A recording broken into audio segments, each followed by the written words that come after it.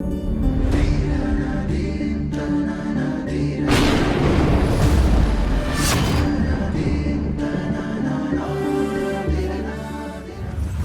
ಗುರುಭ್ಯೋ ನಮಃ. ಹರಿ ಓಂ. ತುಲಾರಾಶಿ ಏನಪ್ಪ, ಈ ತುಲಾರಾಶಿಯಲ್ಲಿ ಈ ಒಂದು ಪಾಸ್ಟ್ 5 ವರ್ಷದಿಂದ ಸಾಕಷ್ಟು ತೊಂದರೆಗಳನ್ನ ಅನುಭವಿಸ್ತಾ ಏನಲ್ಲ. ಏನೇ ಮಾಡಿದ್ರು ಕೂಡ ಜೀವನದಲ್ಲಿ ಸಕ್ಸಸ್ಫುಲ್ ಆಗ್ತಾ ಇಲ್ಲ. ಎಷ್ಟೇ ಕಷ್ಟಪಟ್ಟು ಕೆಲಸ ಮಾಡಿದ್ರು ಕೂಡ ಕಷ್ಟಕ್ಕೆ ತಕ್ಕಂತೆ ಪ್ರತಿಫಲಗಳು ನನ್ನ ಜೀವನದಲ್ಲಿ ಏಳಿಗೆ ಆಗ್ತಾ ಇಲ್ಲ. ಎಷ್ಟೇ ಶ್ರಮ ಒಟ್ಟು ಕೆಲಸ ಮಾಡಿದ್ರು ಕೂಡ ಆ ಶ್ರಮಕ್ಕೆ ಎಲ್ಲೂ ಕೂಡ ಪ್ರಶಂಸೆಗಳು ನಮ್ಮ ಜೀವನದಲ್ಲಿ ಸಿಗ್ತಾ ಇಲ್ಲ. ಏನಕ್ಕಾದರೂ ಈ ನಾನು ತುಲಾರಾಶಿಯಲ್ಲಿ ಹುಟ್ಟಿದೆ, ಏನಕ್ಕೆ ಈ ಥರ ಪ್ರಾಬ್ಲಮ್ ಆಗ್ತಾ ಇದೆ, ನಾನು ಮಾಡ್ತಿರೋ ಕೆಲಸನೇ ಸರಿ ಇರಲ್ವೋ, ಅದು ನಾನು ಮಾಡ್ತಿರೋ ಹೋಗ್ತಿರೋ ದಾರಿಯೇ ಸರಿ ಇಲ್ವೋ, ಅದು ಈ ರಾಶಿನೇ ಸರಿ ಇಲ್ವೋ ಅಂದ್ಬಿಟ್ಟು ಸಾಕಷ್ಟು ತುಲಾರಾಶಿ ಹುಟ್ಟಿರೋರು ಈ ಪಾಸ್ಟ್ 5 ಇಯರ್ಸಿಂದ ಸಾಕಷ್ಟು ಪ್ರಾಬ್ಲಮ್ಗಳನ್ನ ಅನುಭವಿಸ್ತಿರ್ತಾರೆ. ನಾವು ಯೋಚನೆ ಮಾಡಿದ್ದು ಉಂಟು.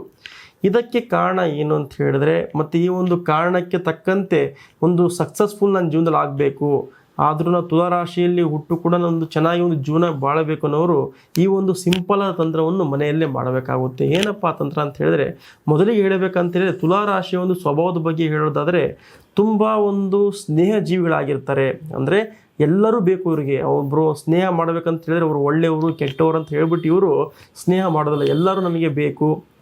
ಮತ್ತು ಯಾರೇ ಕಷ್ಟಕ್ಕೆ ಇದ್ದಾರೆ ಅಂತ ಹೇಳಿದ್ರೆ ಅತಿ ವೇಗವಾಗಿ ಹೋಗಿ ಇವರು ನಿಂತ್ಕೊಂಡ್ಬಿಡ್ತಾರೆ. ಅಂದರೆ ನಿಮ್ಮ ಫ್ರೆಂಡ್ ಸರ್ಕಲ್ ಇರ್ಬೋದು, ಏನೇ ಇರ್ಬೋದು, ಅಕ್ಕ ತಮ್ಮ ಇರ್ಬೋದು, ತಂಗಿ ಇರ್ಬೋದು, ಯಾರೇ ಇರ್ಬೋದು, ಮೊದಲಿಗೆ ಕಷ್ಟಕ್ಕೆ ನೆನಪಾಗೋರು ಈ ತುಲಾರಾಶಿಯವರು ಆಗಿರ್ತಾರೆ.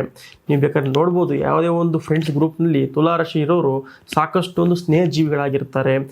ಹಾರ್ಟ್ಲಿ ತುಂಬ ಚೆನ್ನಾಗಿರ್ತಾರೆ. ಬಟ್ ಆದರೂ ಕೂಡ ತುಂಬ ಸ್ಲೋ ಲೈಫ್ ಇವ್ರದ್ದು. ಅಂದರೆ ಯಾವುದೇ ಕೆಲಸ ಮಾಡಬೇಕು, ಏನೇ ಮಾಡಬೇಕು ಅಂತ ಹೇಳಿದ್ರೆ ತುಂಬ ನಿಧಾನಗತಿಯಲ್ಲಿ ಹೋಗ್ತಿರ್ತಾರೆ, ನಿಧಾನಗತಿಯಲ್ಲಿ ಕೆಲಸ ಮಾಡ್ತಿರ್ತಾರೆ. ಬಟ್ ಆದರೂ ಕೂಡ ಸಕ್ಸಸ್ಫುಲ್ ಆಗ್ತಾರೆ. ಬಟ್ ಇನ್ನೊಂದು ಹೇಳಬೇಕಂತ ಹೇಳಿದ್ರೆ ಈ ಬ್ಯಾಲೆನ್ಸ್ಡ್ ಆಗಿ ಲೈಫ್ನ ಹೋಗ್ತಾ ಇರ್ತಾರೆ. ಬ್ಯಾಲೆನ್ಸ್ ಆಗಿ ತುಲಾರಾಶಿಯ ಸಿಂಬಲ್ ಏನಿರುತ್ತೆ ತಕ್ಕಡಿ ಆಗಿರುತ್ತೆ. ಸೊ ತುಂಬ ಬ್ಯಾಲೆನ್ಸ್ಡ್ ಆಗಿ ತುಂಬ ಯೋಚನೆ ಮಾಡ್ತಾರೆ. ತುಂಬ ಬ್ಯಾಲೆನ್ಸ್ಡ್ ಆಗಿ ಇವರು ಜೀವನವನ್ನು ಮಾಡ್ತಿರ್ತಾರೆ. ಇವರು ಅಧಿಪತಿಯಾಗಿ ಹೇಳಬೇಕಂತ ಹೇಳಿದ್ರೆ ಈ ರಾಶಿಯ ಅಧಿಪತಿಯಾಗಿ ಶುಕ್ರ ಇರೋದ್ರಿಂದ ತುಂಬ ಸೌಂದರ್ಯಕ್ಕೆ ಜಾಸ್ತಿ ಇವರು ಒತ್ತನ್ನು ಕೊಡ್ತಿರ್ತಾರೆ. ಇವರು ನೇಚರ್ ಸ್ವಭಾವ ಏನಿರುತ್ತೆ ಅಂತ ಹೇಳಿದ್ರೆ ತುಂಬ ಅಟ್ರಾಕ್ಷನ್ ಜಾಸ್ತಿ. ಇವರು ನೋಡೋದು ತುಂಬ ಅಟ್ರಾಕ್ಟಿವ್ ಆಗಿರ್ತಾರೆ. ಬಟ್ ಅಟ್ರಾಕ್ಷನ್ ಇವರಿಗೆ ಸತಿ ಮುಳ್ಳಾಗ್ತಾ ಇರುತ್ತೆ. ಎಷ್ಟು ಅಟ್ರಾಕ್ಟಿವ್ ಆಗಿರ್ತಾರೋ, ಎಷ್ಟು ಮನಸ್ಸು ಇವ್ರ ಅಟ್ರಾಕ್ಷನ್ ಇರುತ್ತೋ ಅಷ್ಟು ಇವರಿಗೆ ಪ್ರಾಬ್ಲಮ್ಗಳನ್ನ ಫೇಸ್ ಮಾಡ್ತಿರ್ತಾರೆ. ಫಾರ್ ಎಕ್ಸಾಂಪಲ್ ಹೆಣ್ಣು ಮಕ್ಕಳಿಗೆ ಇವರಿಗೆ ಸೌಂದರ್ಯಕ್ಕೆ ಜಾಸ್ತಿ ಒತ್ತು ಕೊಡೋದ್ರಿಂದ ಮೇಕಪ್ ಆಗ್ಬೋದು, ಮತ್ತೊಂದು ಜಾಸ್ತಿ ಒತ್ತು ಕೊಡ್ತಾ ಇರ್ತಾರೆ. ಈ ರಾಶಿಯ ಗಂಡು ಮಕ್ಕಳು ಶುಕ್ರನು ಅಧಿಪತಿ ಆಗಿರೋದ್ರಿಂದ ವಸ್ತ್ರಗಳನ್ನು ಜಾಸ್ತಿ ಧರಿಸೋದ್ರಿಂದ ನಾವು ಒಬ್ಬರಿಗೆ ಚೆನ್ನಾಗಿ ಕಾಣಬೇಕು ಅಂತ ಜಾಸ್ತಿ ಜೀವನ ಮಾಡ್ತಾ ಇರ್ತಾರೆ. ಇದು ಇವ್ರದ್ದು ಸ್ವಭಾವ ಮತ್ತು ನೇಚರ್ ಆಗಿರುತ್ತೆ. ಬಟ್ ತುಂಬ ಸ್ಲೋ ವ್ಯಕ್ತಿಗಳು. ಯಾವುದೇ ಕೆಲಸ ಕೊಟ್ಟರು ಕೂಡ ಅದನ್ನು ನಿಧಾನಗತಿಯಲ್ಲಿ ಮಾಡಿ, ಬಟ್ ಆದರೂ ಪರ್ಫೆಕ್ಟ್ನೆಸ್ ಇರುತ್ತೆ ಅನ್ನೋದು ತುಂಬ ಕಂಪ್ಲೀಟ್ ಆಗಿರುತ್ತೆ. ಅವ್ರಿಗೆ ಪರ್ಫೆಕ್ಟ್ನೆಸ್ ಅನ್ನೋದು ತುಂಬ ಇವ್ರ ನೇಚರಲ್ಲೇ ಬಂದುಬಿಟ್ಟಿರುತ್ತೆ. ಬಟ್ ವಾಕ್ಚಾತುರ್ಯ ಇಲ್ಲದಿದ್ದರೂ ಕೂಡ ಜಸ್ಟ್ ಇವರು ಮೈಂಡಲ್ಲೇ ಮನಸ್ಸಲ್ಲೇ ಯೋಚನೆ ಮಾಡಿ ನಂತರ ಮಾತಾಡೋದ್ರಿಂದ ಅಷ್ಟು ಇವರು ಪ್ರತಿಯೊಂದು ಪ್ರಬಲರಾಗಿರ್ತಾರೆ. ಇದು ಇವರು ತುಲಾರಾಶಿಯ ರಾಶಿಯಾಧಿಪತಿ ಶುಕ್ರನಾಗಿರೋದ್ರಿಂದ ಇವ್ರದಿಷ್ಟು ನೇಚರ್ಗಳಾಗಿರುತ್ತೆ. ಬಟ್ ಈ ರಾಶಿಯವರು ಇಷ್ಟಿದ್ರೂ ಕೂಡ ಇಷ್ಟು ಸೌಂದರ್ಯವಂತರಿದ್ದರೂ ಕೂಡ ನಾನು ಏಳಿಗೆ ಆಗ್ತಿಲ್ವಲ್ಲ, ಪ್ರಭಾವ ಆಗ್ತಿಲ್ಲ ಅಂದ್ಬಿಟ್ಟು ಸಾಕಷ್ಟು ಪ್ರಾಬ್ಲಮ್ ಅನುಭವಿಸ್ತಿರ್ತಾರೆ. ಸೊ ಅಂಥವ್ರು ಏನು ಮಾಡಬೇಕಂತ ಹೇಳಿದ್ರೆ, ಮೊದಲಿಗೆ ಹೇಳಬೇಕಂತ ಹೇಳಿದ್ರೆ ಕೆಲವೊಂದು ಜನರಿಗೆ ರಾಜಯೋಗ ಇಲ್ಲದಿದ್ದರೂ ಕೂಡ ತುಂಬ ಚೆನ್ನಾಗಿ ಏಳಿಗೆ ಆಗ್ತಿರ್ತಾರೆ, ಚೆನ್ನಾಗಿ ಬದುಕ್ತಿರ್ತಾರೆ, ಚೆನ್ನಾಗಿ ಬಾಳ್ತಿರ್ತಾರೆ, ತುಂಬ ಸಕ್ಸಸ್ಫುಲ್ ಆಗ್ತಿರ್ತಾರೆ. ಕೆಲವೊಬ್ಬರಿಗೆ ರಾಜಯೋಗ ಇದ್ದರೂ ಕೂಡ ಅದನ್ನು ಯೂಸ್ ಮಾಡ್ಕೊಳಕ್ಕೆ ಆಗ್ತಾ ಇರಲ್ಲ. ಯೂಸ್ ಮಾಡ್ಕೊಳ್ಳದೆ ತುಂಬ ಲ್ಯಾಗ್ ಆಗ್ತಾ ಇರ್ತಾರೆ, ಹಿಂದೆನೇ ಬೀಳ್ತಾ ಇರ್ತಾರೆ, ಮಾಡೋ ಕೆಲಸದಲ್ಲಿ ಪ್ರಶಂಸೆಗಳು ಸಿಗ್ತಾ ಇರಲ್ಲ. ಆಯಿತಾ, ಈ ರೀತಿ ವಿಚಾರಗಳು ಆಗ್ತಾ ಇರುತ್ತೆ. ಸೊ ಇಂಥವ್ರು ಏನು ಮಾಡಬೇಕಂದ್ರೆ ಜಾತಕಗಳ ಅನುಸಾರವಾಗಿ ನಾನು ಏನು ಮಾಡಿದ್ರೆ ಒಳ್ಳೆಯದಾಗುತ್ತೆ, ನಾನು ಯಾವ ಫೀಲ್ಡ್ಗೆ ಹೋದರೆ ಒಳ್ಳೆಯದಾಗುತ್ತೆ, ಯಾವ ದಾರಿಯನ್ನು ನಾನು ಚೂಸ್ ಮಾಡಿದ್ರೆ ಒಳ್ಳೆಯದಾಗುತ್ತೆ ಅಂತ ಜಾತಕಗಳ ಅನುಸಾರವಾಗಿ ಹೋಗೋದ್ರಿಂದ ನಿಮ್ಮ ಯೋಗಗಳನ್ನು ನೀವು ಪ್ರಾಪ್ತಿ ಮಾಡ್ಕೊತಿರ್ತೀರ. ಸೊ ಅದರಲ್ಲಿ ತುಲಾರಾಶಿಯವರು ಹೇಳಬೇಕಂತ ಹೇಳಿದ್ರೆ ಇಂಥವ್ರು ಯಾರು ಅಂತ ಹೇಳಿದ್ರೆ ಉದ್ಯೋಗದಲ್ಲಿ ಸಾಕಷ್ಟು ಯಾರು ತೊಂದರೆಗಳು ಅನುಭವಿಸ್ತಿರ್ತಾರೋ IT ಎಂಪ್ಲಾಯ್ಸ್ ಅಂತ ಹೇಳ್ಬೋದು. ಅಂದರೆ ಅವರು ಸ್ಟಾರ್ಟಿಂಗಲ್ಲಿ ಜಾಯ್ನ್ ಆಗಬೇಕಂತ ಹೇಳಿದ್ರೆ ಕಮ್ಮಿ ದುಡ್ಡಿಗೆ ಜಾಯ್ನ್ ಆಗ್ತಿರ್ತಾರೆ. ಬಟ್ ಕೆಲಸ ಮಾತ್ರ ಪರ್ಫೆಕ್ಟಾಗಿ ಮಾಡ್ತಿರ್ತಾರೆ. ಬಟ್ ಅಂಥವ್ರಿಗೆ ಎಲ್ಲಿ ಪ್ರಶಂಸೆ ಸಿಗೋದಿಲ್ಲ, ಮತ್ತು ಏಳಿಗೆಯನ್ನು ಸಿಗ್ತಿರ್ತಾರಲ್ಲ, ಬಡ್ತಿಯನ್ನು ಸಿಗ್ತಿರ್ತಿರಲಿಲ್ಲ.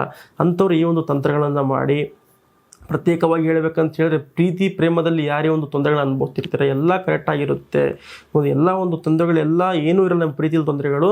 ಬಟ್ ತಂದೆ ತಾಯಿಗಳಿಗೆ ಕೆಲವೊಂದು ಅಪೋಸ್ಗಳಾಗ್ತಾ ಇರುತ್ತೆ. ಮತ್ತು ಒಂದು ಪ್ರಾಬ್ಲಮ್ಗಳನ್ನ ಬೇರೆ ಒಂದು ಥರ್ಡ್ ಪರ್ಸನಿಂದ ಕೆಲವೊಂದು ಪ್ರಾಬ್ಲಮ್ಗಳನ್ನ ಫೇಸ್ ಮಾಡ್ತಿರ್ತೀರ. ಸೊ ಅಂಥವ್ರು ಈ ಒಂದು ತಂತ್ರಗಳನ್ನ ಮಾಡಬೇಕಾಗುತ್ತೆ. ಪ್ರತ್ಯೇಕವಾಗಿ ವಿದ್ಯಾರ್ಥಿಗಳು ಅವರು ಶುಕ್ರನು ಅವರ ಅಧಿಪತಿ ಆಗಿರೋದ್ರಿಂದ ಮನಸ್ಸು ತುಂಬ ಚಂಚಲ ಆಗ್ತಾ ಇರುತ್ತೆ, ಮನಸ್ಸು ತುಂಬ ಒಂದು ಸದೃಢತೆಯಲ್ಲಿ ಒಂದು ಕೊರತೆಗಳಾಗ್ತಾ ಇರುತ್ತೆ. ಎಷ್ಟೇ ಓದಿದರೂ ಕೂಡ ಒಂದು ಎಕ್ಸಾಮ್ಗಳನ್ನ ಕ್ರ್ಯಾಕ್ ಮಾಡೋವಂಥ ಪರಿಸ್ಥಿತಿ ಬಂದ್ಬಿಟ್ಟಿರುತ್ತೆ. ಮತ್ತು ವಿದೇಶಕ್ಕೆ ಹೋಗಿ ಓದುವಂಥವ್ರು, ಅಲ್ಲಿ ಉದ್ಯೋಗ ಮಾಡೋರಿಗೆ ಸಾಕಷ್ಟು ಪ್ರಾಬ್ಲಮ್ಗಳಾಗ್ತಿರುತ್ತೋ ಅಂಥವ್ರು ಈ ಒಂದು ಚಿಕ್ಕದಾದ ಸಣ್ಣದಾದ ನಿಯಮಗಳನ್ನ ಮಾಡಿದ್ರೆ ಖಂಡಿತ ನೀವು ಅಭಿವೃದ್ಧಿ ಆಗ್ತಾ ಇರ್ತೀರ ಮತ್ತು ಏಳಿಗೆಯನ್ನು ಆಗ್ತಾ ಇರ್ತೀರ. ಮತ್ತು ಈ ಒಂದು ತುಲಾ ರಾಶಿಯವರು ಸಾಕಷ್ಟು ಪ್ರಮಾಣದಲ್ಲಿ ಒಂದು ಸ್ತ್ರೀ ಮತ್ತು ಪುರುಷರು ಉದ್ಯೋಗದಲ್ಲಿ ಒಂದು ಕಲೆಗೆ ಸಂಬಂಧಪಟ್ಟಂತೆ ಸಾಕಷ್ಟು ಪ್ರಯತ್ನ ಮಾಡ್ತಿರ್ತಾರೆ. ಅಂದರೆ ಒಂದು ಫಿಲಮ್ ಇಂಡಸ್ಟ್ರಿಗೆ ಹೋಗಬೇಕು, ಅಲ್ಲಿ ನಾನೇನಾರ ಒಂದು ಸಕ್ಸಸ್ಫುಲ್ ಆಗಬೇಕು, ಒಂದು ಸಕ್ಸಸ್ಫುಲ್ ಪೀಪಲ್ ಆಗಿ ಬೆಳಿಬೇಕು ಅಂತ ಸಾಕಷ್ಟು ಶ್ರಮನ ಅನುಭವಿಸ್ತಿರ್ತೀರ. ಸೊ ಅಂಥವ್ರು ಈ ಒಂದು ತಂತ್ರಗಳನ್ನು ಮಾಡೋದ್ರಿಂದ ಸಾಕಷ್ಟು ಪ್ರಮಾಣದಲ್ಲಿ ಏಳಿಗೆಯನ್ನು ಆಗ್ತಿರ್ತೀರ. ಸೊ ಏನಪ್ಪ ಈ ಒಂದು ಸಿಂಪಲ್ ಆದ ತಂತ್ರ, ಏನಿದು ಮನೆಯ ತಂತ್ರ ಅಂತ ಹೇಳಿದ್ರೆ, ಈ ಒಂದು ತುಲಾ ರಾಶಿಯವರು ಏನು ಮಾಡಬೇಕಂತ ಹೇಳಿದ್ರೆ ಮನೆಯಲ್ಲಿ ಒಂದು ಹಳದಿ ವಸ್ತ್ರವನ್ನು ತಗೋಬೇಕಾಗುತ್ತೆ. ಹಳದಿ ವಸ್ತ್ರದಲ್ಲಿ ಒಂದು ಕರ್ಚೀಪ್ ಆಕಾರದ ಒಂದು ಹಳದಿ ವಸ್ತ್ರನ ತಗೊಂಡು ಅದಕ್ಕೆ ಮಧ್ಯದಲ್ಲಿ ಒಂದು ಸಾಸಿವೆ ಕಾಳು ಮತ್ತು ಬಿಳಿ ಎಳ್ಳು ಮತ್ತು ಅರಿಶಿನ ಕೊಂಬು ಮತ್ತು ಶ್ವೇತವರ್ಣದ ಪುಷ್ಪ, ಮಲ್ಲಿಗೆ ಆಗ್ಬೋದು, ಮಲ್ಲಿಗೆ ಹೂವನ್ನು ತೊಗೊಂಡು ಇಷ್ಟನ್ನು ಒಂದು ಬಟ್ಟೆಯಲ್ಲಿ ಗಂಟು ಕಟ್ಟಿಬಿಟ್ಟು ಒಂದು ಗಣಪತಿಯ ಒಂದು ಪಾರಾಯಣನ ಮಾಡಬೇಕಾಗುತ್ತೆ. ಗಣಪತಿಯ ಮಂತ್ರವನ್ನು ಹೇಳೋದ್ರಿಂದ 108 ಬಾರಿ ಹೇಳೋದ್ರಿಂದ ನಿಮ್ಮ ಒಂದು ಕೆಲಸಗಳನ್ನು ನೀವು ಕಾರ್ಯ ಸಾಧನೆ ಮಾಡ್ತೀರಾ.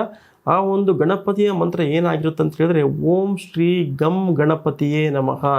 ಇದನ್ನು ಪ್ರತಿ ಬುಧವಾರ ನೀವು 8 ಬುಧವಾರ ನೀವು ಹೇಳೋದ್ರಿಂದ ನಿಮ್ಮ ಎಲ್ಲ ಕೆಲಸಗಳಲ್ಲೂ ನೀವು ಸಕ್ಸಸ್ಫುಲ್ ಆಗ್ತೀರಾ, ಏಳಿಗೆ ಆಗ್ತೀರಾ. ಪ್ರತ್ಯೇಕವಾಗಿ ವಿದ್ಯಾರ್ಥಿಗಳು ತುಂಬ ಒಂದು ಏಳಿಗೆಯನ್ನು ಕಾಣ್ತಿರ್ತಾರೆ. ಯಾರು ಮೊದಲಿಗೆ ಹೇಳಿದಾಗ ಯಾರು ಫಿಲಮ್ ಇಂಡಸ್ಟ್ರಿ ಸಕ್ಸಸ್ಫುಲ್ ಆಗಬೇಕು ಈ ಒಂದು ತುಲಾ ರಾಶಿಯವರಂತ ಅವರು ತುಂಬ ಏಳಿಗೆ ಆಗ್ತಿರ್ತಾರೆ. ಮತ್ತು ನ್ಯಾಯ ಪರಿಪಾಲಕರು ಅಂದರೆ ಒಂದು ವಕೀಲರು ಯಾರಿರ್ತಾರೆ, ಒಂದು ಕೋರ್ಟಿಗೆ ಸಂಬಂಧಪಟ್ಟಂತೆ ಯಾರೋ ಒಂದು ಕೆಲಸ ಮಾಡ್ತಿರ್ತಾರೋ ಅಂಥವ್ರು ಕೂಡ ಏಳಿಗೆ ಆಗುತ್ತೆ. ಇದು ಒಂದು ತುಲಾ ರಾಶಿಯ ಒಂದು ಸಿಂಪಲ್ ಆದ ಮನೆಯ ಮಂತ್ರ ಆಗಿತ್ತು. ಇದನ್ನು ಅನುಕರಣೆ ಮಾಡೋದ್ರಿಂದ, ಈ ಒಂದು ಜಪವನ್ನು ಹೇಳೋದ್ರಿಂದ 108 ಬಾರಿ ಹೇಳೋದ್ರಿಂದ ಸಾಕಷ್ಟು ನೀವು ಸಕ್ಸಸ್ಫುಲ್ ಆಗ್ತೀರಾ. ಇದರ ಹೊರತಾಗಿ ನಿಮ್ಮ ಜೀವನದಲ್ಲಿ ಯಾವುದೇ ಒಂದು ಸಮಸ್ಯೆ ಇದ್ದರೆ, ಏನೇ ಒಂದು ತೊಂದರೆಗಳಿದ್ದರೆ, ಫಾರ್ ಎಕ್ಸಾಂಪಲ್ ಹಣಕಾಸಿನ ತೊಂದರೆ ಇರ್ಬೋದು, ಉದ್ಯೋಗದಲ್ಲಿ ತೊಂದರೆ ಇರ್ಬೋದು, ವಿದ್ಯಾಭ್ಯಾಸದಲ್ಲಿ ತೊಂದರೆ ಇರ್ಬೋದು, ಗಂಡ ಹೆಂಡತಿಯಲ್ಲಿ ಕಿರಿಕಿರಿ ಇರ್ಬೋದು, ವಿವಾಹಕ್ಕೆ ಸಂಬಂಧಪಟ್ಟ ತೊಂದರೆಗಳಿದ್ದರೆ ನಮ್ಮ ಈ ನಂಬರ್ಗೆ ಕಾಲ್ ಮಾಡಿ.